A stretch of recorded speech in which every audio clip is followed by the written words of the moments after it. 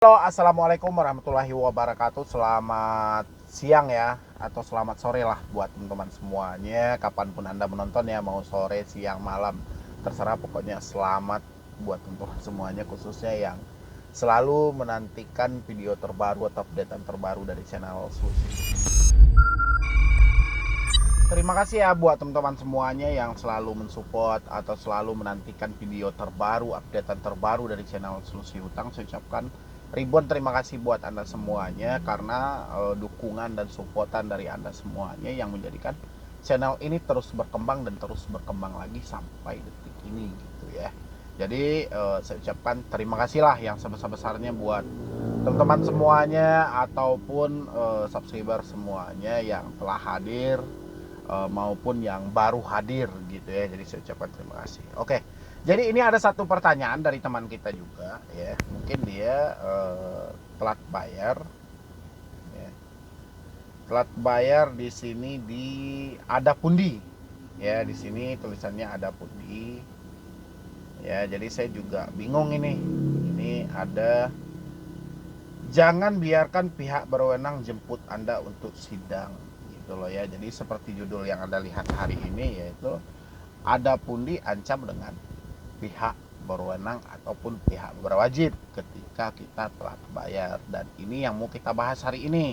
Tapi full hari ini ada 2 ataupun 3 video yang akan muncul tentang pertanyaan teman-teman semuanya. Lebih baik cepat dijawab ya daripada slow-slowan dijawabnya. Mudah-mudahan saya sempat untuk membuat 3 videonya. Saya akan upload di channel ini dan teman-teman selalu menantikan ya, ataupun yang selalu mendukung gitu loh. Pokoknya saya ucapkan terima kasih. Oke, ini ada pundi yang mengancam orang akan datang dengan pihak berwajib gitu ya. Jadi di sini poinnya saya juga bingung ya. Kalau kita lihat lagi ke ada pundinya sendiri, dia telah mendaftarkan diri ke Otoritas Jasa Keuangan. Jadi posisi mereka saat ini sudah terdaftar gitu loh di OJK. Tapi saya di sini juga heran dari pola penagihan ada pundi ini. Sebenarnya ini ada apa sih ya gitu ya. Soalnya bukan 1 atau 2 lagi saya bikin video tentang ada pundi ini, tapi sudah sering gitu ya. Tapi sesering apapun saya bikin video, tapi juga saya menemukan hal-hal yang ganjil ketika saya baca dan ganjil ketika saya pahami. Makanya saya bingung, orang-orang yang gagal bayar aja diancam akan dijemput ke dengan pihak berwenang gitu loh. Pihak berwenang ini setahu kita ya polisi gitu ya, atau pihak berwajib gitu ya. Dan di sini mereka melontarkan dengan hal yang sama. Anda boleh lihat di layar Anda di sini. Yang di atas ini terpotong ya, karena yang ngirim ke saya mungkin juga bingung mungkin ya. Jadi kita bacain semua yang tampak aja. Ada pundi, kami sudah ingatkan berapa kali masih belum dibayarkan juga. Dijaga kredibilitas skor kredit Anda di sini. Hindari pengalihan data ke tim penagihan selanjutnya untuk diproses lebih lanjut. Itu penggalan kata di poin atas ya. Dan di poin bawahnya ada yang unik ini. Laporan dari 2 debt collector ada pundi yang sudah diberi surat jalan resmi, sudah dekat dengan alamat KTP dan kantor Anda ya. Kalau memang debt collectornya sudah dekat, ngapain orang ini masih diingatkan dengan hal seperti ini ya? Kalau sudah dekat kan alangkah baiknya tatap muka langsung dengan debiturnya itu ya, kalau memang ini sudah dekat gitu loh ya. Habis itu, sebelum masuk ke persidangan lebih lanjut, karena sudah dibuatkan gugatan ke jalur hukum untuk dugaan wan prestasi atau mangkir dari hutang. Data sudah kami serahkan ke tim legal, sudah didaftarkan perkara hutang piutang. Ada pundi di pengadilan terdekat. Somasi dikirimkan besok sesuai alamat tercantum. Jangan biarkan pihak berwenang jemput Anda untuk sidang. Jadi maksudnya itu kayak mana gitu loh ya. Jadi disinilah sebenarnya poin-poin itu saya sampaikan. Ini kan nggak seharusnya penagih hutang itu menyampaikan hal-hal yang seperti ini ya. Seakan ada tekanan tersendiri yang seakan di sini mengada-ngada gitu loh ya. Dan saya juga penasaran siapa sih yang sudah mendapatkan undangan wan prestasi ataupun pengadilan perdata gitu loh, sidang perdata, diundang resmi dari pengadilan yang diproses oleh ada pundi. Boleh isi di kolom komentar ya.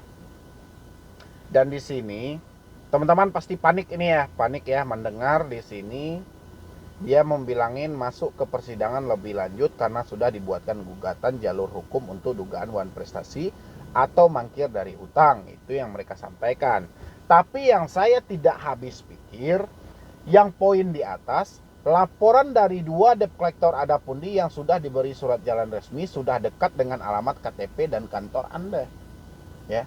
Terus yang mereka bilangin laporan dari 2 debt collector mereka yang sudah dekat dengan alamat KTP atau kantor ini bagaimana gitu loh. Ya. Kan ini yang bikin kita bingung. Ya. Sementara di poin bawah, sebelum masuk ke persidangan lebih lanjut, karena sudah dibuatkan gugatan ke jalur hukum dan dugaan wan prestasi. Karena sudah dibikinkan gugatan. Ya. Habis itu mana lagi nih? Sudah didaftarkan perkara hutang piutang Adapundi di pengadilan terdekat. Somasi dikirim besok sesuai alamat tercantum. Jangan biarkan pihak berwenang jemput Anda untuk sidang. Ini real, ini penekanan aja buat teman-teman semuanya. Saya sampaikan di sini ya. Kalau Anda mendapatkan hal seperti ini, tolong sampaikan kepada Adapundi.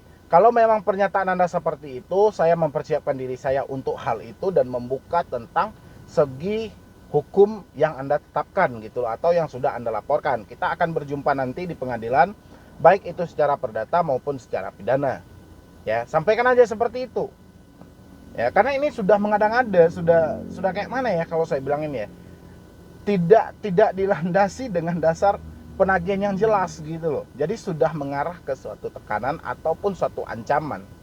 Ya, coba dilogikakan, orang ngutangnya 1 juta, 2 juta gitu loh. Dia sudah bikinkan surat gugatan, sudah wan prestasi ini segala macam. Rasa saya nggak nyambung. Di poin atas dia jelaskan ada 2 debt collector yang sudah dekat dengan alamat KTP kita.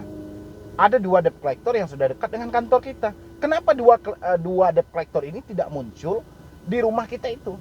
Kenapa 2 debt collector ini tidak muncul di kantor kita itu? Itu yang jadi pertanyaan gitu ya. Jadi teman-teman semuanya tidak perlu takut dan tidak perlu panik dengan hal-hal yang seperti ini. Ya, kalau hal seperti ini terjadi pada diri Anda, sampaikan kepada DC-nya yang mau WA.